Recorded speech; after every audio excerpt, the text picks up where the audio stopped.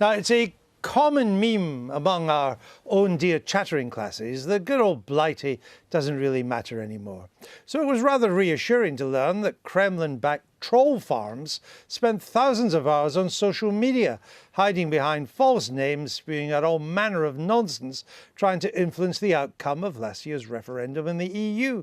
They even employed countless bots and cyberbots to create fake news, which is probably why it came to the attention of our very own Maybot, who this week accused the Russians of weaponizing information and mounting a sustained campaign of cyber espionage and disruption. On the other hand, her bro in the White House said he believed President Putin when he claimed Russia was not meddling in Western elections. Well, that pretty much settles it, I think. Of course, you couldn't blame Mr. Putin for taking an interest in our elections, where the outcome is still uncertain, whereas the Russian ones, well, they're pretty much a foregone conclusion these days. One key tool of Russian propaganda is the Kremlin-financed RT, the channel formerly known as Russia Today, but renamed in the hope we'd forget the R stood for Russia. And, of course, rubles, lots of them, which perhaps explains why Alex Salmond is now on the payroll of Rubles Today.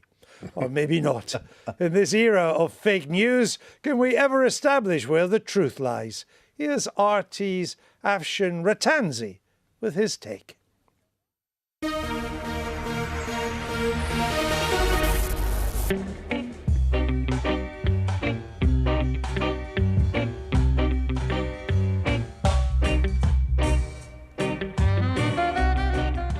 Yes, Comrade President. So to summarize your daily update, Russia will organize Britain's exit from the European Union by the 29th of March 2019.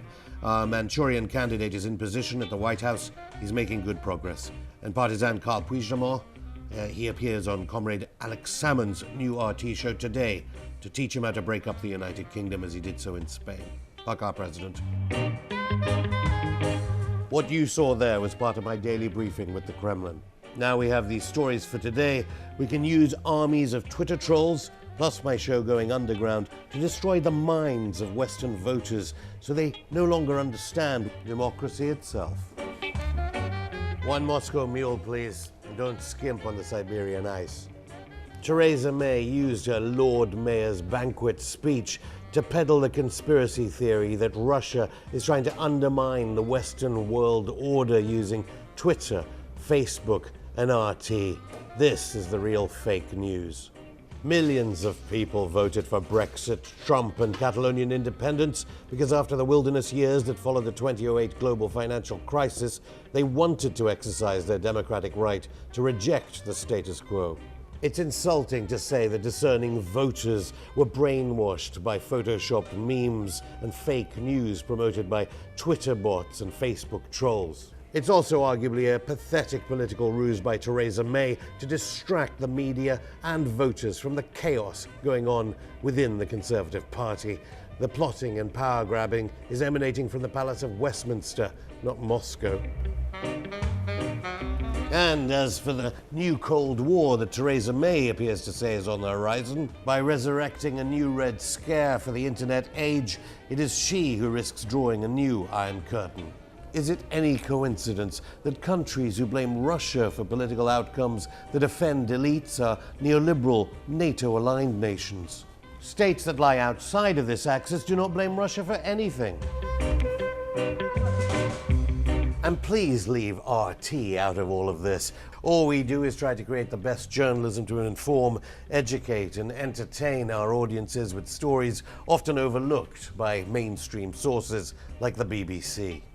No one tells the Going Underground team what to say or do, let alone the Kremlin in Moscow, which all goes to show how egregious are the attempts by the Western establishment to clamp down on the freedom of speech of British journalists working at the RT headquarters in London really are.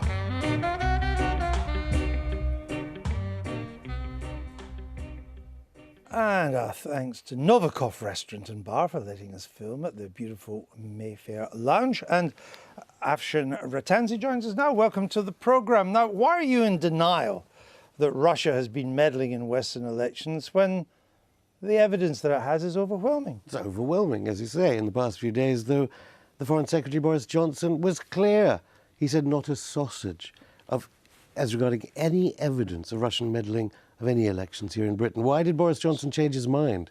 That's the question. So during the referendum, those thousands of Russian-based accounts that posted 45,000 Brexit messages in 48 hours and then just mysteriously closed down after the referendum were just meant to believe these were ordinary Russians with an itinerant interest in British politics.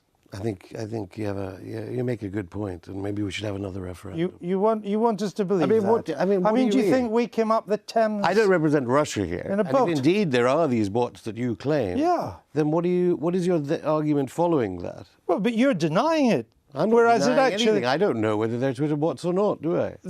Well, you cannot deny that there are Russian-based accounts have tried to interfere or meddle in the American election, the French election, the referendum, the German election. That's clear, isn't it? Well, no, Foreign Secretary Boris Johnson said there's not a sausage. Never mind Boris Johnson, I'm asking you. He's the Foreign Secretary. I mean, observing this from the outside as a journalist, it is obvious that there are great power plays between great powers, and these have existed for centuries. So, presumably, different countries are seeking supremacy at the moment. But as regards so Russia Brexit, does use. you seem to be suggesting Russia does Brexit use social media. How do I know? To influence. How do you know? You're with Russia Journalist. Today. But that's like saying to you, because you're at the BBC, the state-mandated BBC, you know about Theresa May's policies and what they do. Shall I just attack British policy through Andrew Neil? I do know about Theresa May's policy. Right. I do know about them. So why you don't know? Yemen? You don't. I mean, you don't know about the Kremlin-linked Russian Internet Research Agency. Yeah, you're right. You do. Okay, you don't know about it. No, I honestly don't. What do you mean? And you're a journalist. Where are you getting this information from? Everybody knows about when you say everybody, it's interesting. It's called the IRA. It's the one that puts. Let me just show you a picture of what came through from this agency. This was put out by a Russian social media, trying to make out that this Muslim woman cares little about what happened on Westminster Bridge, the terrorist attack. #ban Islam. And it comes out as if it was an American Texan Lone Star. Right. It's a Russian. Now, I can't confirm this, but I can say I was in the midst of that. Do you approve of things like that? Of course not. I was in the midst of that attack. Our journalists were risking their lives in the middle of that attack. We were the first camera crew on the scene, beating CNN, Sky News, and BBC that's not the to point. cover this. So what are you talking about? The people that pay your salary are putting this sort of stuff out. How do you know that? Because I know where it comes from. But how? It comes so you're from saying the Russian Internet Research Agency. And where's that information? It's a Kremlin-linked agency. Who's Everybody telling you that? knows that. Who's telling you It's well established. Sorry, what does well established? Everybody knows. Last time I was on your show, in the past 4 weeks, there have been 4 academic studies showing where this stuff comes from. Are we right to be? I mean, is this meddling serious, or does it not matter? Well, I think the questions are, to what extent is it coordinated and to what extent is it effective? And I think there are some doubts about those two questions. That it is happening, there is absolutely no doubt. And I think Afshin would have been on stronger ground, and at one moment he appeared to move to the stronger ground in really saying that everybody's at it. That is a plausible way of saying that. I think that is a stronger argument than saying that it isn't happening. I didn't say it wasn't happening. I said the Foreign Secretary said it wasn't happening. It seems to me that there are questions as to whether it has yet been effective. But that it could be effective in the future, I think, is very much in play. That is a strong possibility. Well, I mean, Michael makes a good distinction there. There's no question it's happening. It's quite hard to measure if it's had any effect.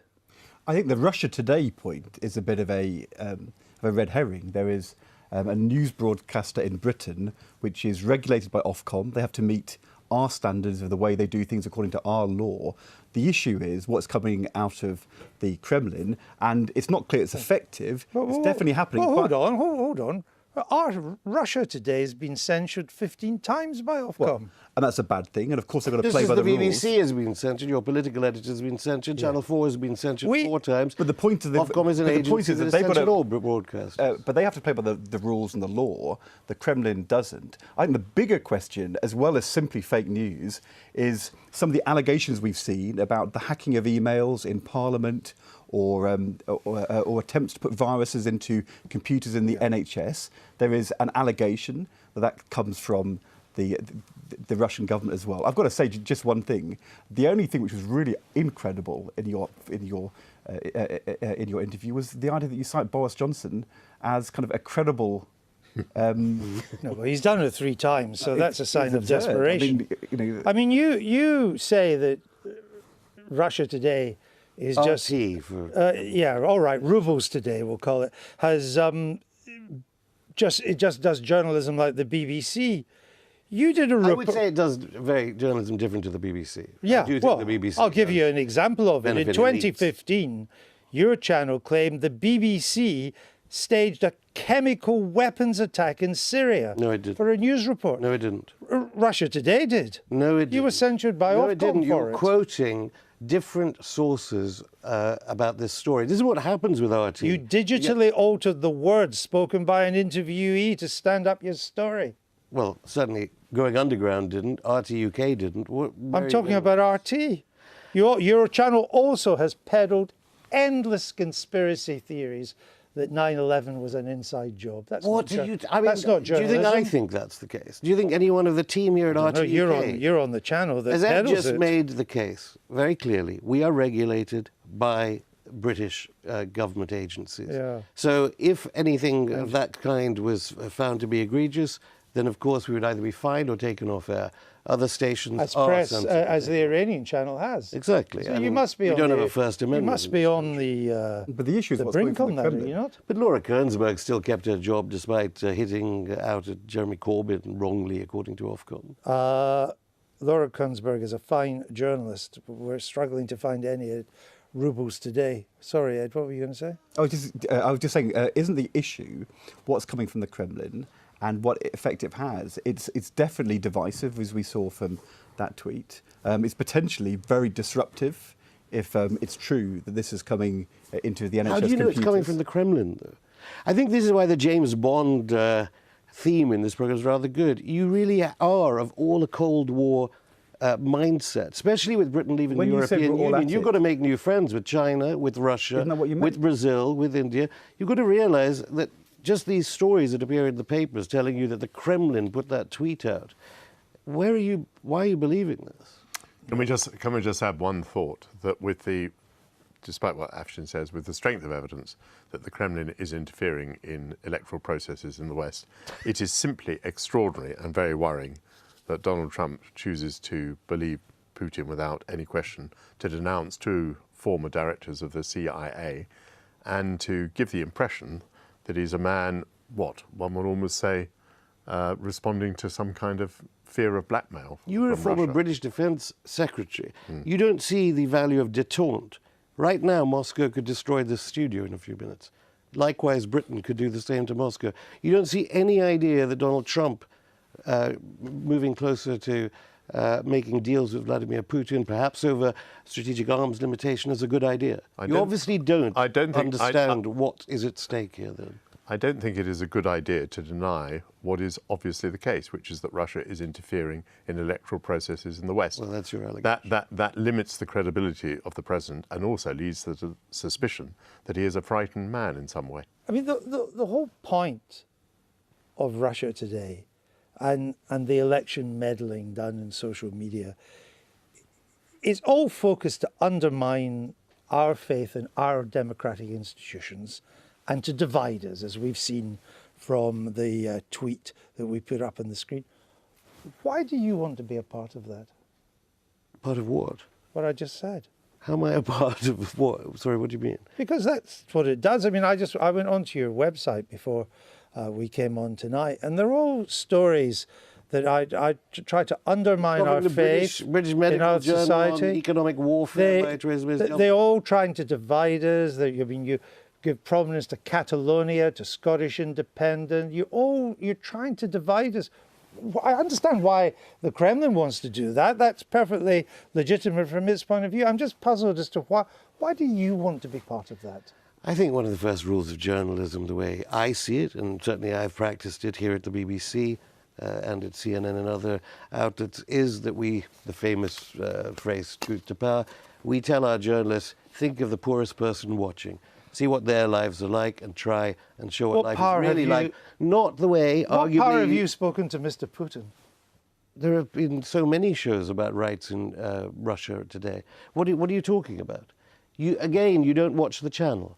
So you haven't seen debates about homosexuality, about Syria, complaints about Russian atrocities in Syria. You haven't watched it. All you three are doing is you're frightened of a new entrant, especially when Sky News may be closing down, your old employer Murdoch may be shutting that down. You may be left all alone here at the BBC. RT may be the main news provider here, who knows? Well, on that bit of fake news, we'll call an end to You it. know Murdoch better than I. Thanks for being with us. Now it's late. Trump and Kim late, with insults that can only be broadcast after the watershed. This time, the leader of the free world fired off a rather passive-aggressive intercontinental Twitter barb at the dear leader, insisting he would never call Kim Jong-un short and fat, even though Kim had called him old. For his part, Mr. Kim took it rather well, merely sentencing the Donald to death if he ever shows his big tangerine face in Pyongyang. Think of the danger if they both had nuclear weapons. It'd be much worse, wouldn't it?